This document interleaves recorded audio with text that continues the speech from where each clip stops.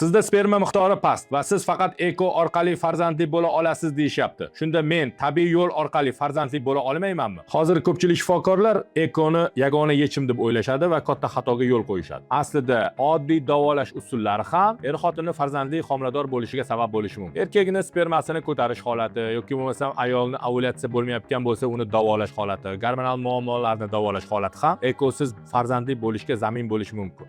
Ko'pchilik kuzatib qolamiz, eko qilish, ekoga tayyorgarlik davrida ham hatto homilador bo'lib qoladi. Shundoq ekan, hech qachon eko qilishga shoshilmaslik kerak va birinchi navbatda albatta buni yechimini, buni zaminida nima yotganligini bilib olish kerak. Keyin esa davolash kerak. Bu bilan men eko qilishni yomon demoqchi emasman. Shaxsan o'zim ham ekoga tayyorlayman va ekoga yuboraman. Shundoq ekan, er-xotin kelganda uni kasalni qidirmasdan, uni tekshiruvlardan o'tkazmasdan, buni zaminda nima yotganligini bilmasdan to'g'ridan-to'g'ri eko qilish bu noto'g'ri. Avvalo, eko eng oxirgi usullardan biri hisoblanadi. Agar sizga ham mana shunday deyishgan bo'lsa, quyidagi raqamlarga bog'laning. Biz sizni to'liq tekshiruvlardan o'tkazamiz, albatta diagnoz qo'yamiz va preventiv yo'nalishda ekosiz ham imkoni bo'lsa davolab beramiz.